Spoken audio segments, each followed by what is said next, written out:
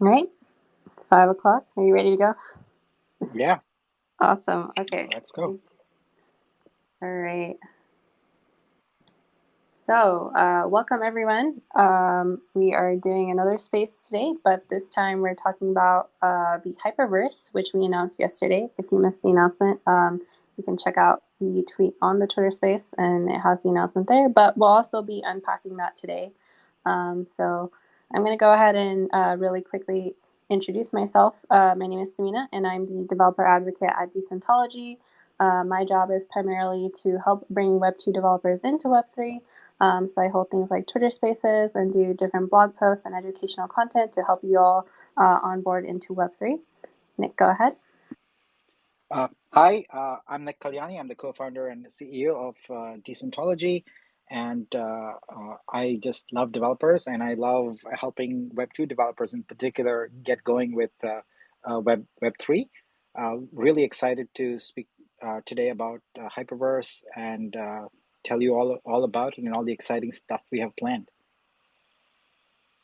Awesome. Yeah. And we've been working on this for like several months now. And to finally see it announced and like be ready to talk about it, like there's no hush hush secrets, it's all in the public. It's really cool, like seeing our work come to life. So I bet you're excited about that too. I'm sure. I'm super excited, and I've been accused of actually prematurely sharing things about the hyperverse all over the place and mentioning it. But I figured, it's a good thing, and why not keep talking about it? But definitely being able to now announce our funding and announce that we are moving to a DAO and all of that coming together with the hyperverse is really, really gratifying. I agree. Like this has been like the most exciting part of my year. I'm not even kidding. Like it just seeing all this come to life is so cool. But yeah, so today we're just gonna like unpack our composing the hyperverse announcement and kind of talk about what the hyperverse is and what we're trying to do here. So our first topic is what is the hyperverse, and how did your team come up with the idea? Right, so that's a good question. I think what I'd like to do is give a little bit of background about Decentology first, and then dive into it because context really is important. So, our company Decentology, we are on a mission to onboard the first 10 million developers from Web 2 to Web 3. We have today a product that you can go on and use. It's called Dapp Starter. It allows you to quickly generate the full stack source code for a decentralized application. It gives you smart contract code, UI test harness, unit tests, and server API, and it does all the heavy lifting for you so that within 15 minutes or less, you can have your first decentralized app running on your desktop. We designed it specifically for Web2 developers. And as we built it out, one of the core features of the App Starter is this ability to make things modular. We took design patterns of smart contracts and made them just one-click options in a menu. And that made it easy for developers to build. But as things evolved, we realized that it would be really hard for us to scale this as long as we remained the gatekeepers of those modules. The process for getting a module like that on Dapp Starter remained within our confines of our company. It would be really, really hard to scale, and we needed to think more in a decentralized fashion, in a more crypto native fashion. And that's when we started to kind of transition and think about, okay, what does the company look like? What does the product look like? And what are the capital requirements for it? And so that was the sort of the genesis of moving towards what we are now calling the hyperverse. So we reimagined everything. What exactly would this look like? And while today what we have is a tool for generating, our inspiration comes from the fact that in every developer platform that exists today, there is some kind of system for managing modules that people use, for contributing those, for using them, integrating them, verifying them, all of that. For example, if you're in the JavaScript ecosystem, that's NPM. If you're in the .NET ecosystem, that's NuGet. If you're in the Ruby system, those are gems and so on. So this concept of having a modular, community-driven way to extend software already exists in Web 2. And since we are targeting Web 2 developers, we want to help Web 2 developers add Web 3 to their talent stack. We felt that the natural evolution of that would be to kind of make this packaging concept available in a decentralized way. That is much easier said than done, because if, say, for example, the gatekeepers of that packaging, the system, whatever we created, was us, then it's no longer decentralized, right? Because we could make the rules and we could say, well, your package is not allowed. So we have evidence of that in app stores like Apple and Google, right? They decide what apps go on the platforms. From a quality standpoint, that's great for end users, but from an openness standpoint and a decentralized standpoint, that's terrible. Uh, we don't want crappy quality. We want to make sure that these modules were good quality, and we just didn't, have a lot of spam, etc. But we didn't want centralized control. So what do? And that's when the architecture for Hyperverse took root. And what we've built now is a system where the modules themselves can be decentralized. But, and here's the best part, the governance of that, the approval, the specification of that is going to happen via a DAO. And that DAO is Decentology transforming into a DAO. So a DAO, for those of you who are not familiar with the term, is a decentralized autonomous organization. And it's basically a community-driven organization where all the governance, etc., is done through a set of rules that are sort of embedded in a smart contract on a blockchain. And those rules can be changed, but they have to be changed with the community governance rules that were defined before it. So now we have all the ingredients in place. We have this idea or notion of packaging modules to be used. We have how they can be be governed, or governance rather, and also we have a vehicle to do it. So we're missing a couple of things.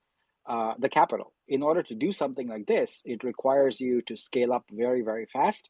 And so for that, we essentially raised our seed round of $4.3 million. And we have some really, really good investors. We have Dapper Labs, the creators of the Flow blockchain, NBA Top Shot, CryptoKitties, etc. We have Borderless Capital, which is essentially the venture arm of the Algorand blockchain. We have Good News Ventures. We have Bereshka DAO, which is a Russian DAO. So we have a really good set of crypto native investors who are going to help us build this at scale. So the last point I want to make, which is really the most important one, is this whole collection of things that we are calling the Hyperverse. Essentially, think of it as a broad, blockchain agnostic, decentralized solution for modules. We want to have people think about it as open, but we also know that for something like this to succeed, there has to be a monetary element to it. And so that's why we are calling it a marketplace. And to tie it all together, this, if you take away one word from this, in addition to Hyperverse from this call, it's composability. Composability is essentially what drives the ability for smart contracts to leverage work that's already been done together. And during the course of this call, we'll talk more about it. So broad-based, Hyperverse is an open, blockchain agnostic, decentralized marketplace for composable smart contracts. So there you go. That's awesome. And we have oh my God, so many announcements at the same time. Like you mentioned, we have the Hyperverse happening, the DAO model, and in our first seed round. So that's amazing. Like, so many things are going on. I'm so excited. My second question for you is, who is the Hyperverse for? And is it only for people who know how to code? Very good question. Initially, the Hyperverse is for developers who are building decentralized applications, specifically those who are creating smart contracts. The idea behind composability is you don't write a lot of code. You leverage modules that other people have already written. I'm going to go back to JavaScript because I think it's a lot easier for people to understand things that they're already familiar with. Let's say that in the world of Web 2, you're writing an app using HTML, CSS, and JavaScript. you might need to do some credit card processing in your application. Well, there's almost 100% chance that you're not going to write that from scratch. You're not going to figure out how to interact with the gateways for Visa and MasterCard and Amex and all that. Instead, you're going to probably go with a Stripe API or a PayPal API or something like that. If you want to have date related math in your application, maybe you need to calculate what are 20 days from today and so on and so forth. You're probably going to use NPM and use something like Moment.js, a library. So you can see there that in both cases, one was an API and one was a library. You took something that someone else had created that was a very special purpose, and you use that in your own app. So that's exactly what we are doing with Hyperverse. So developers who are building smart contracts, what we want them to do is focus on the core value proposition of their application, their smart contract, and for all the component pieces of it, think in a generic way, like who is there another module out there on the Hyperverse that solves this problem, and use that instead versus writing that from scratch. So the target is developers, and it's there to save them time, but most importantly, it is there to make sure that the code they create is robust and secure. I want to just dwell on that for a moment. When we create code or applications in other programming environments, like in Web 2 today, we have the luxury of making mistakes. We can have bugs. When we find those bugs, we fix, put a new release, deploy, all good. The world is fantastic. But when it comes to smart contracts, they're immutable. In other words, once you deploy it on chain to the blockchain, you can't change the code. The mistakes are there forever. So your choices are stop using that contract and move to another one, but that's very expensive because you have to migrate all the data over. So you don't want to have that risk as a developer of putting code that has potentially got bugs, etc. So with the Hyperverse, we will have code that has been vetted by other people and is written by experts. And so when you use those modules, you're doing yourself a favor. You're making sure that your smart contract is robust and secure. So target is developers writing smart contracts. That's initially, but this is why decentralization is the future, folks. Once we've done that, once we've got the basic Hyperverse out there, anyone can build applications that use that technology, and we fully expect that someone or some groups will build UIs where you can drag and drop these modules and create, applications. So that means not just developers, anyone who has basic technical knowledge of using a browser and understands what they're doing in terms of application design can do it. So ultimately, it will be even business users who will be able to do it. But our start is smart contract developers.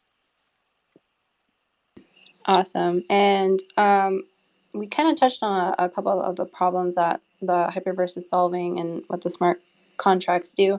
Can you kind of like tell us a little bit about like the workflow or the process of how that looks like from a standpoint? Like if I'm a developer and I want to put a smart contract on like through your platform, what kind of workflow is that? Like how does that look like? Yeah. So I think what you're asking is if you are a developer who wants to contribute a what we are calling smart module to the Hyperverse, how would you do that? Essentially, Yeah, yeah. that's what I So meant. yeah. So the way to think of these smart modules, I always use the analogy of Lego blocks because everyone plays with Legos. Well, most people play with Legos as kids, and you understand the concept of putting blocks together. But each of those blocks could be specialized and be very unique. And so whoever is building that block, what they will need to do is they will need to adhere to some specifications that are currently in development. So those specifications will be written and maintained by our community. And the rules are fairly straightforward. They basically require that the code you create for your smart module have certain things implemented that are required by the platform so that others can easily consume it. It requires documentation, it requires an example, it requires some metadata, meaning essentially information about your module, so that we can include it in search. We can include it in reputation, things like that. So all in all, there's going to be a set of guidelines that as a developer you're required to follow. And if you follow those, you can create a module, and then it'll go through a review process, and then it'll get on the Hyperverse. Now, two things there.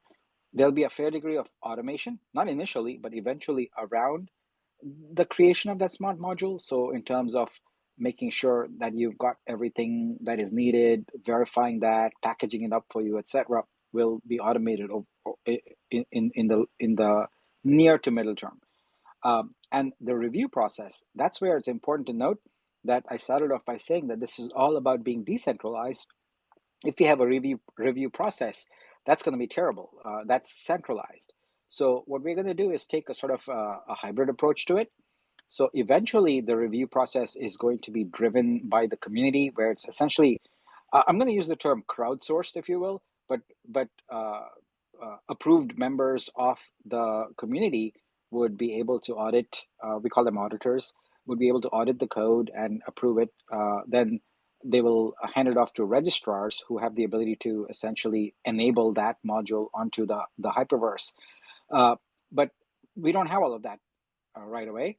And so initially what we'll do is we will have some designated members of the community who will review those modules. But as soon as we have the infrastructure in place to have it where a group of auditors can just do it, we'll implement that. So there's going to be a migration path to this. There's going to be in some cases it's a migration, but in some cases it's just new stuff, and all of that new stuff has to be built before it can be active. So it's going to take a little bit of time to do that. Right. And yeah, a lot of that is coming up, right? So that's awesome. Another thing that we mentioned on the lines of auditing and what we're trying to accomplish with these smart modules, you mentioned, or in the blog post, it was mentioned discoverability. And what I'm imagining is like, so, as a developer, maybe I want to create the next NBA Top Shot. Would I be able to go to this and kind of like search for something similar and then start building on top of that? How does the discoverability aspect work? Yeah, that's a great question. If you, and I'll keep going back because the analogy is very good. If you go back to something like NPM, etc., if you have a vague idea of what you're looking for to add to your application, you would put in some keywords. And let's say to build on that Moment.js app example I used earlier, you would put in something like date or something like date formatting or something like that. And it would show you all the modules that had that capability. It would have a title, a description. It probably have a number of downloads, but it doesn't have anything like ratings or anything like that. So for the Hyperverse, we want similar capabilities. So eventually you'll be able to go to hyperverse.dev and think of it as a search engine for the Hyperverse. You type in a couple of keywords and it's going to show you a list of all the smart modules that are currently deployed that meet the criteria. For each one, it's going to tell you the title, what the description is. Maybe there's a little video of it. There's some documentation. It's going to tell you if it costs any money to use it. But it's also going to have important information there about reputation. So one of the key characteristics of Hyperverse is that because it's on-chain, we can have very discrete data on the reputation of the developers and the auditors who are building and auditing these things. So you can look at a module and see who built it, and how many other modules they have and what are the ratings they got, etc. So you can do some of that right now on GitHub, right? You can go and see a developer and what they've done and how many stars, how many people have starred their repo and how many people have forked it and so on and so forth. So that is all metadata, which if we didn't have something like Hyperverse is impossible. Like, how do you go find which modules, which contracts exist for a particular thing? Like, obviously the big ones, like if you have heard of Uniswap, everyone knows about it. It's fairly easy to go find it. But it's really hard to find some contract that a random developer wrote that addresses a need. You could be using it, but you don't know about it and you can't trust it.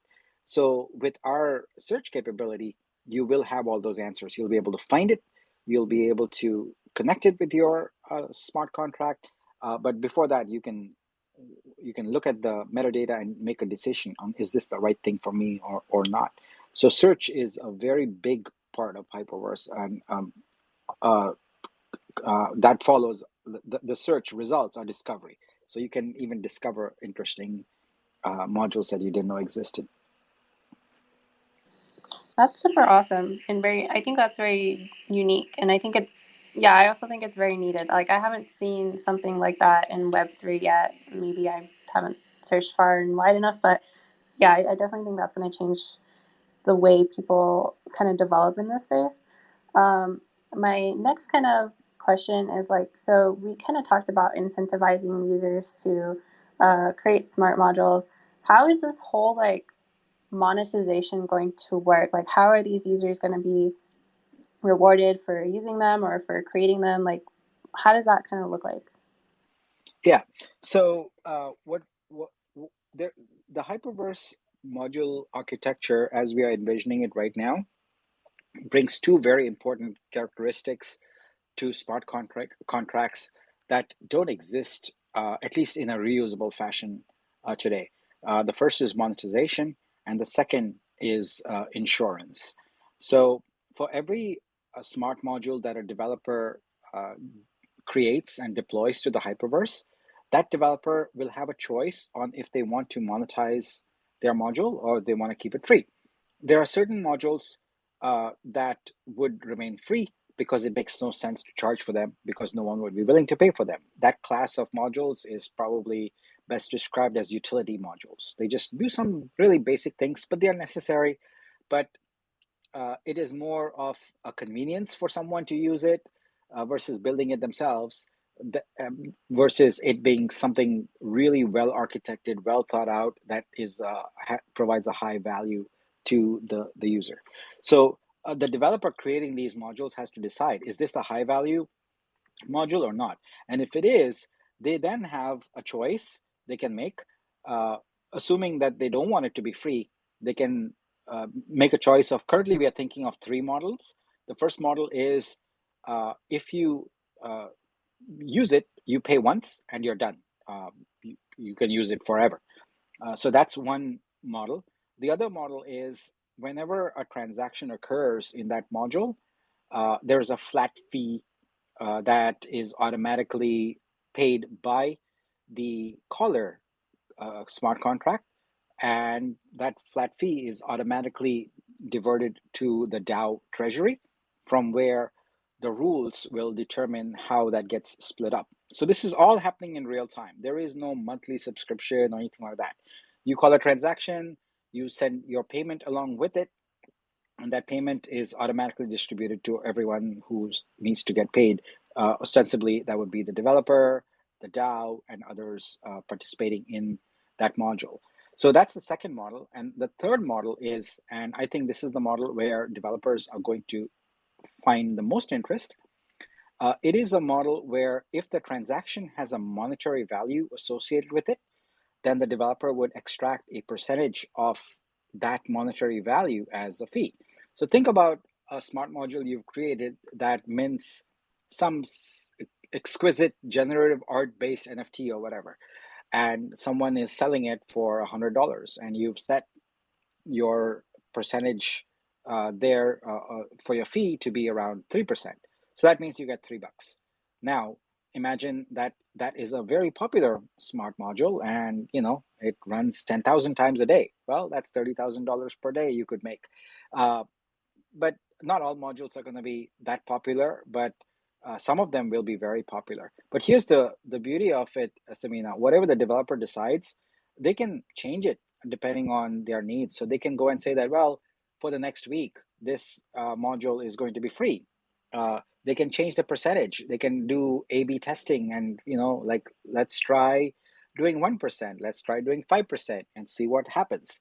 But the most important point that I want to make here, and this is really one of the things that excites me the most about Hyperverse is, as a developer, when you build a smart module and you deploy to Hyperverse, you can then go about the business, your business, and for the rest of your life, as long as that module is being used, you're going to get paid. So this is analogous to some rock star making a single that's super popular, and 20, 30 years later, it's still being played on the radio or in elevators or in grocery stores. And every month or every quarter, you get a check. So this is the system we have built with Hyperverse, is a smart module once deployed by a developer that has a fee associated with it. As long as it's doing something useful, the developer will be paid forever every time someone uses it. That's really cool. I actually like that part a lot. And I like that you mentioned that, the payment or the monetization model is kind of like flexible, where you can kind of decide if you want to do percentages or not do it at all, and kind of, or implement it later. I think that flexibility will help a lot of people. I kind of want to move on to some of the other announcements in our post. So our second kind of thing is, so the company is moving towards a DAO model. And obviously we know like DAOs are very different from what we've seen. Like developer DAO has a different model, Friends with Benefits has a different model. What sort of structure are you kind of envisioning with the DAO? Yeah, very good question. So we like to think broadly of our DAO, and we are still working through all the details. So a lot of what I'm going to say now might change, but very broadly, you can think of our DAO as having three components.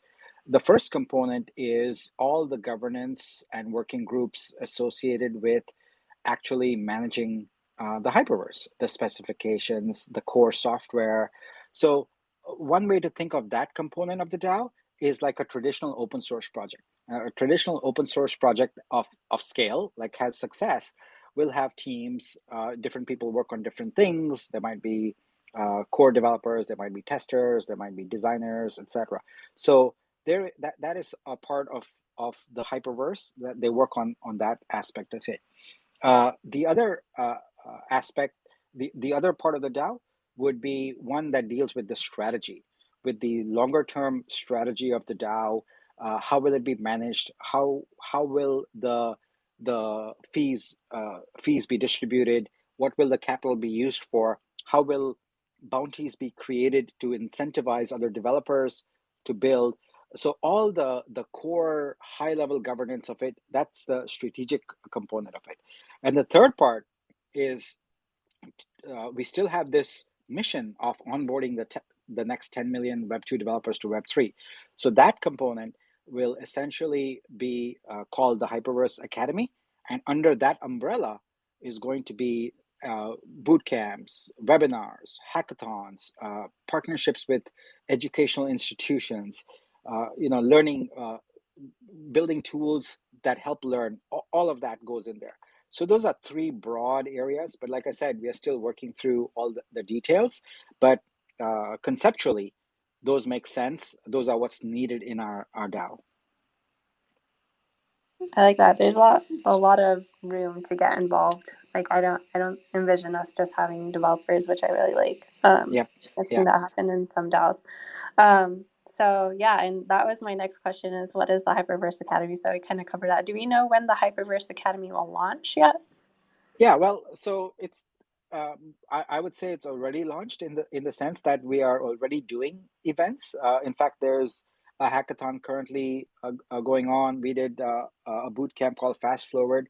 What the Hyperverse Academy will do is a sort of make those efforts and the plan for that more well defined, and b get more community involvement in there. So we don't want to be running all these webinars ourselves. We want members of the community to help us with them.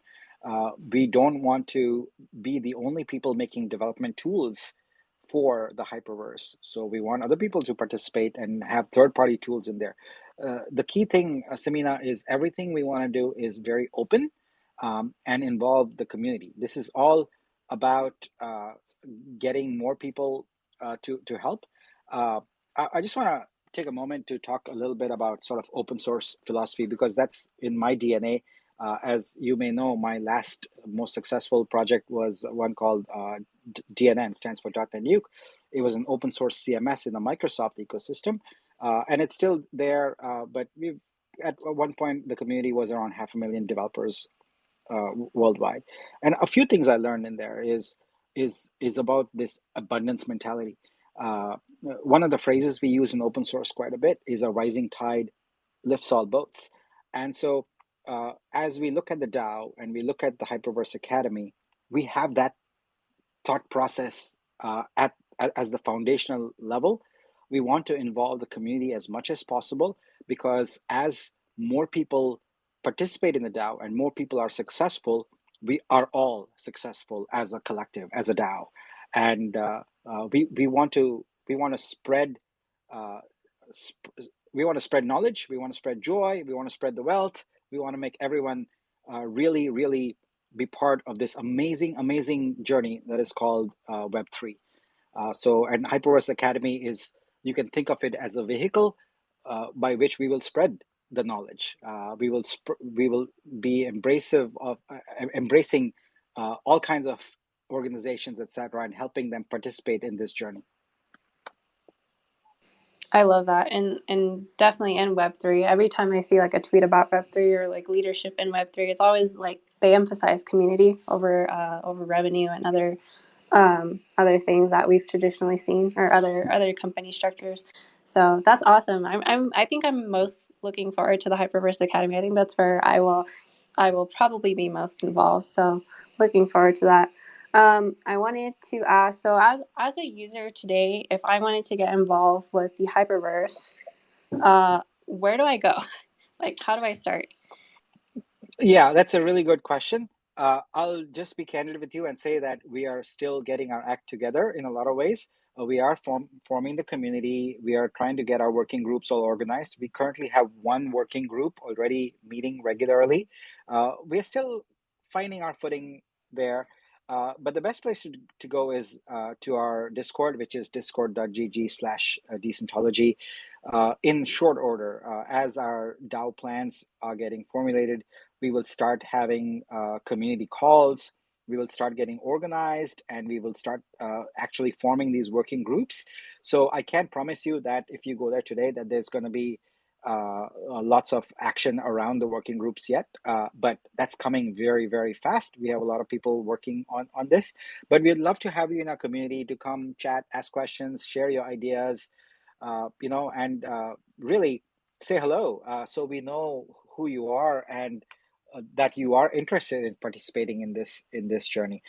So give us maybe a couple weeks, and we will start making these calls for working group spots. We'll have community calls and start, in a very transparent fashion, building out the DAO and building out the committees, etc. So for right now, I would say come find us on Discord. That's our home right now, where we are consolidating.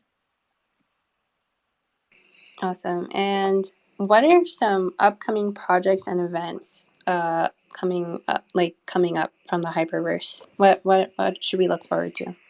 Yeah. So in terms of projects, we are essentially retooling DAppStarter completely. So that's one huge project. We are sort of catering to different audiences now. We are catering to first-time learners. We are catering to people who are going to build these smart modules. We are catering to developers who are going to use the Hyperverse, etc. So we are rethinking DAppStarter from the bottom up, and that's something that is happening internally right now, but it's going to start surfacing externally in terms of with these working groups, etc. Very quickly, as soon as, like I said, we've got more organization in that. We are also currently working through all the specifications for what a smart module would look like in the Hyperverse, and to a large extent, we've started building that, and the specifications for that and the prototypes for that are in progress. But the most interesting and exciting event that we have coming up, which we'll be announcing here next week, I believe, is we are doing a fairly large event that we are calling the Hyper Hack with in partnership with Hashnode, where we invite developers, product designers, to really start building for the hyperverse. Imagine what kinds of modules we would create, and then blog about them. So that's an interesting thing coming right up. We'll probably announce it, like I said, next week, and then launch it in at the beginning of November, and it'll be a month-long kind of event. There's other events also that are in planning right now. In November, there is a major conference in Miami called the Decipher Conference with the Algorand blockchain. So there we will be announcing and showing our integration with Algorand that we are working on. So Algorand is going to be featured fairly prominently in our ecosystem, and so we are working hard on that also. Oh my God, so many things are going on. Yeah, It's there's gonna a be there's a an lot eventful going on. year. Yeah. Oh my God, I can't keep track. There's so much. So I'm gonna start hitting the harder questions. Are you Sure, ready? I'm ready. Awesome. Okay, so isn't this just gonna make every transaction on the blockchain even more expensive? Like this whole thing that you're doing? Not really. So today we live in a world where uh, the the protocol engineers who built the chains, who have built the libraries, etc., they put them out in the world, and there was not too much thought given to user experience. And as a result, you have what you see now, which is a fully decentralized model where, like, let's take OpenSea. Like, you go and buy an NFT or something on OpenSea, you see the price of it, you get excited, then you go and you see the gas price, and you're completely deflated. The thing is, Samina, that architecture is not one that is required. There could have been a different architecture, and there are some chains and some platforms that are doing it. The architecture of Web3 right now allows the transaction to be signed by the user who's approving it with someone else paying for the gas for it. That is built in. It's just that not many people are using that user experience because they haven't figured out how to capture the cost eventually. There is absolutely no reason right now why OpenSea could not ask user to sign the transaction, accept it, and submit it to the blockchain on behalf of the user, and capture the cost of that gas as part of their profit. But you could factor that in. It's math. It's not that hard. So uh, this gives you the impression that things are going to get super expensive. So coming back to your question, I don't think so. And the reason being that currently, if you're building a blockchain project, if it's anything substantial, you're paying some developers. You're paying a team potentially of developers to build it out. That is expensive.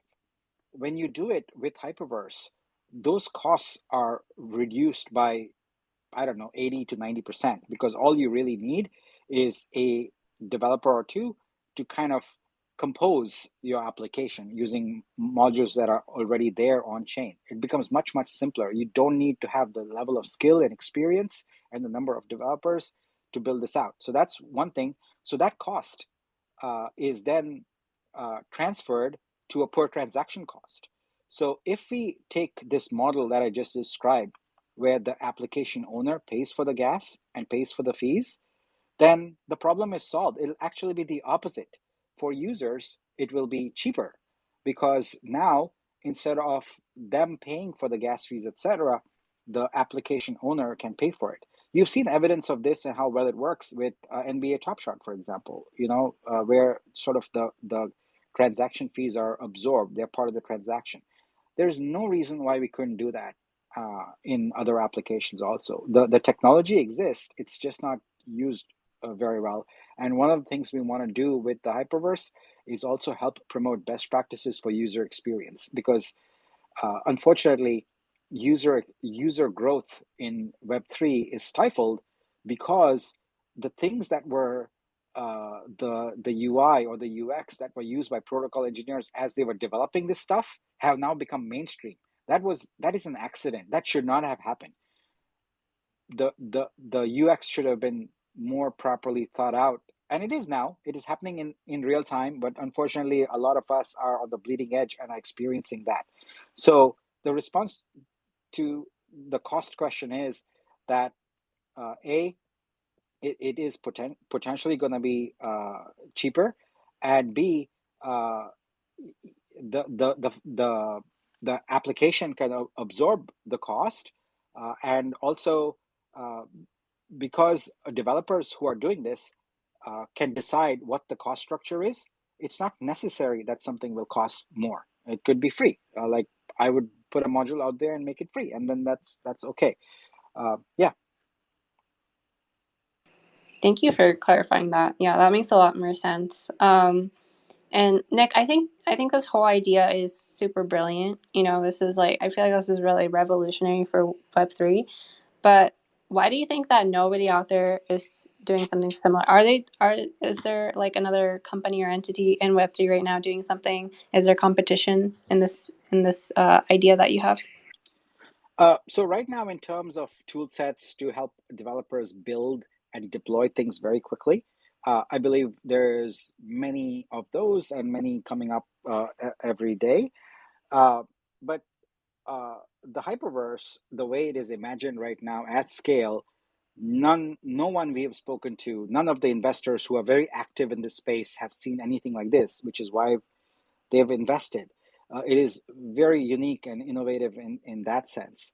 And the reason I feel like not many people have taken this on is because it is a very big problem. It is not an easy problem. It is a challenging problem. It's a challenging solution to build, especially because we are going to support all chains, and eventually we are also going to do cross chain.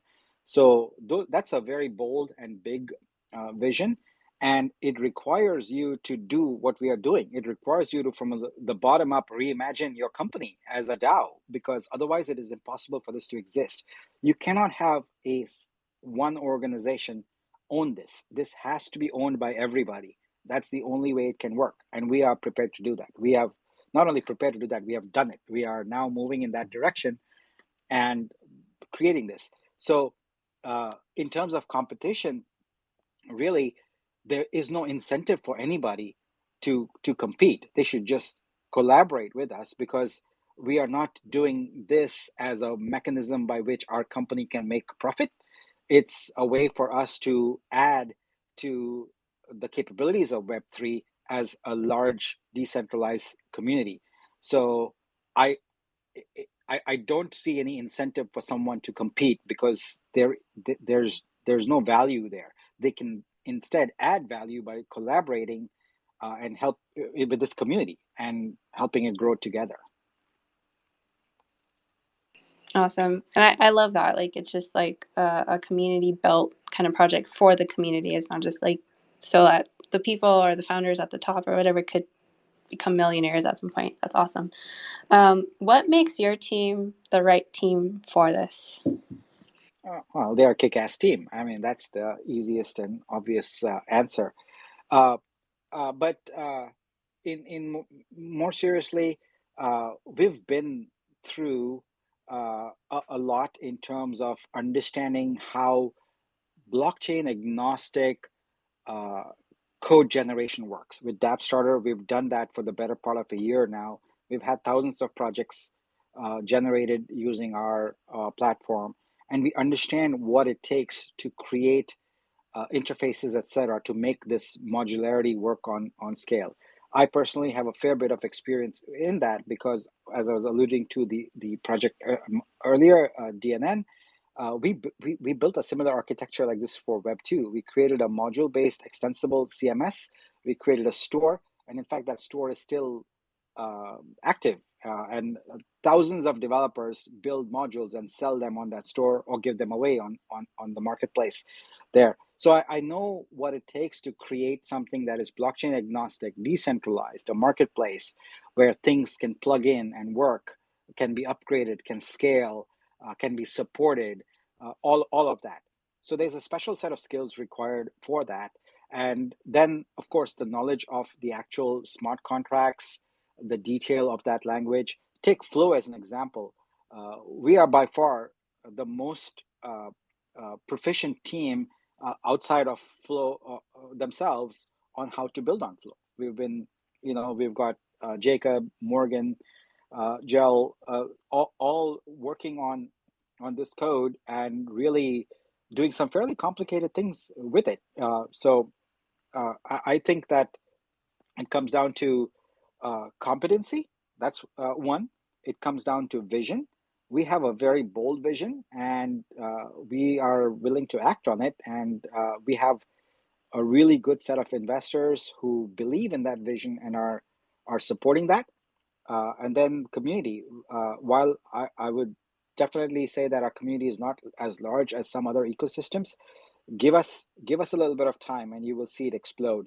But the community members we have right now are very, very devoted and very much part of our family and helping us move this forward. So no single element says our team is the best team for it, but when you compound and you add all these things, it becomes a very powerful force. And we are absolutely prepared, willing, and just already, firing on all cylinders to build this up. Definitely. Yeah, I think I haven't even been here too long. I've only been at Decentology for 2 months, and I gotta agree with you. We are pretty kick-ass. Thank you. Thank you. Yes. So, what do you see as the biggest obstacles to the Hyperverse success? Uh, Good question. So anytime, you create a startup, uh, as founders, you have a vision, you do a pulse check, you figure out what the market is looking for, you look at the solutions that are out there, and then you try and build something better. You try and find product market fit. We've done a little bit of testing, and we feel like we already have evidence of product market fit, but no one has ever tried anything like this before because nothing like this has ever existed before. In Web 2, open source projects have done this and they are successful, like NPM being, the most popular one of them. So we know that there's evidence that this kind of thing will be successful. Um, we also know that it's necessary. We hear about it all the time from developers as we see them building monolithic smart contracts with hundreds of lines of code. Every line of that code is a potential for a bug.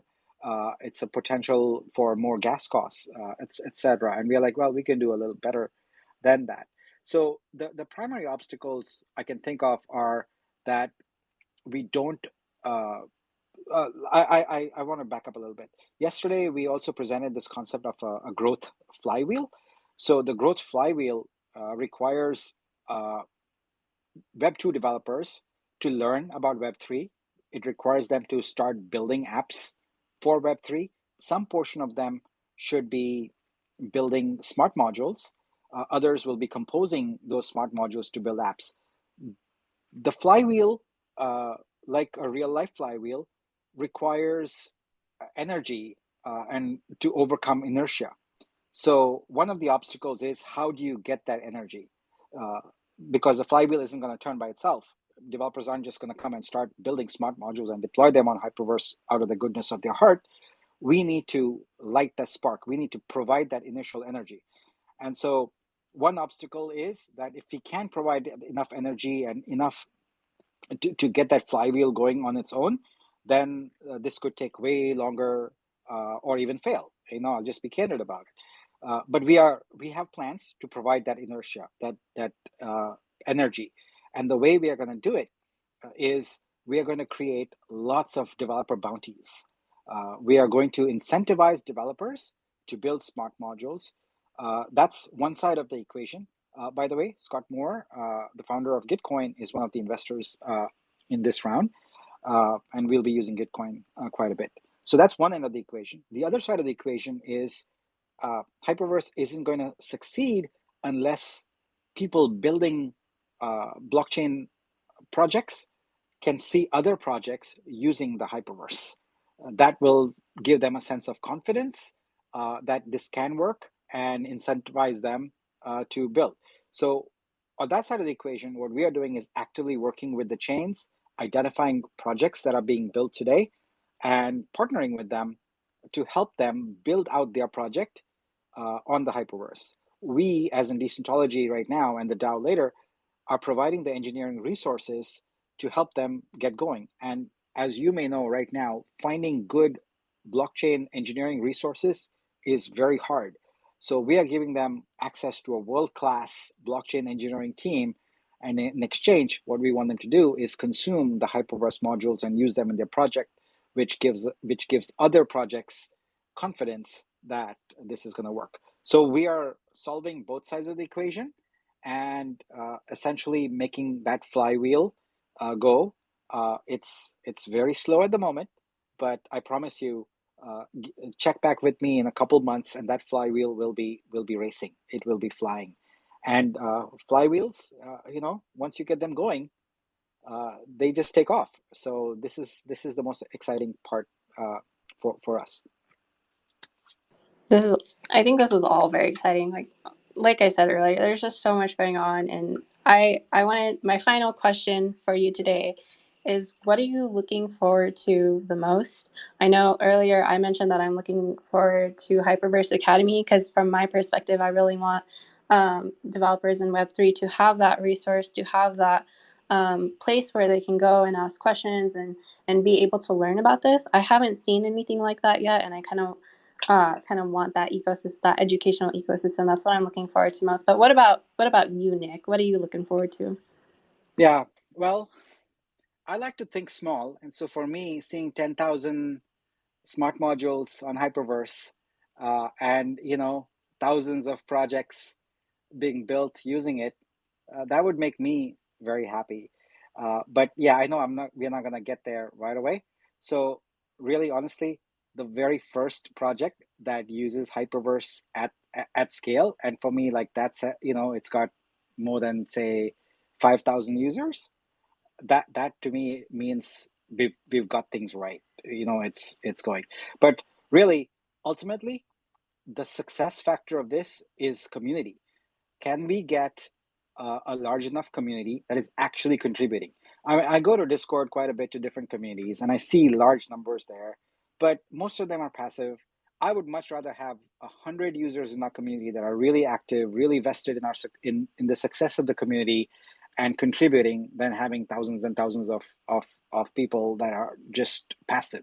So I obviously would love to have thousands and thousands of people who are very active. But yeah, so seeing the community take root, and having one application that really is large, kicks ass, would make me happy. But like, to make me truly, truly happy, I want to see thousands and thousands of smart modules and thousands of applications. And our goal, that 10 million developers, not gonna sit back and relax until we've hit that goal. Very ambitious, but I love it. I think we'll definitely get there. I believe it wholeheartedly. So you heard it here first. I'm gonna end the space here in a second, but I did want to give a shout out to our team at Decentology.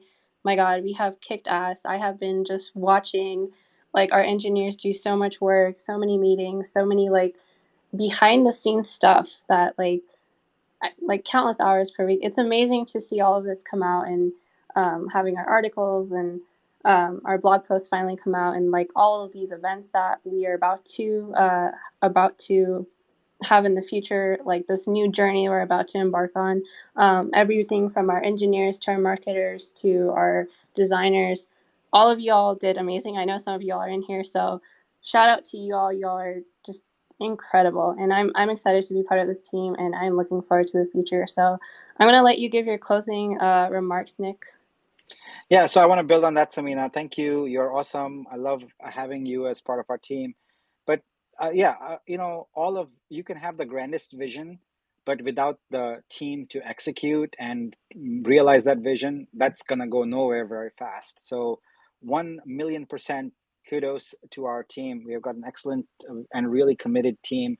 I'm always humbled every time I speak to anyone on our team with their sort of their desire for excellence. They are wanting to create something useful and helpful and making the world better.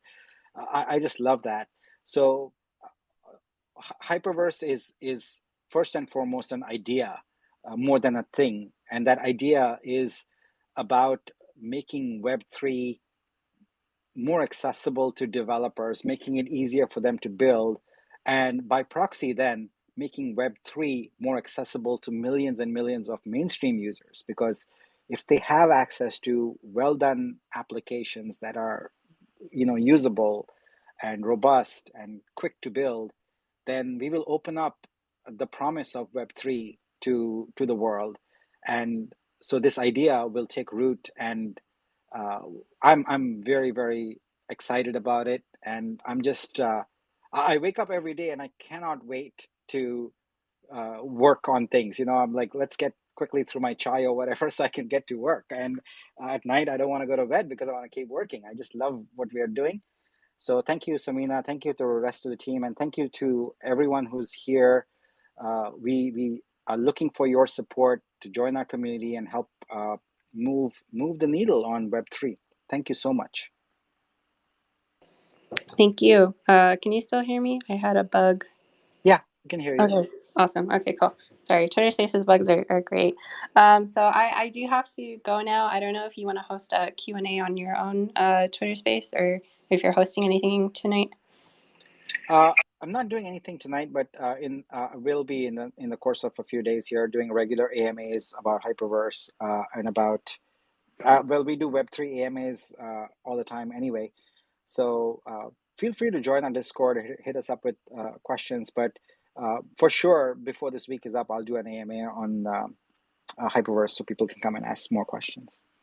Okay, sounds great. I will join you for that. So yeah, with that is our session for the Hyperverse. Looking forward to the future. Please keep up with us. Join discord.gg/Decentology. You can meet all our community members there and meet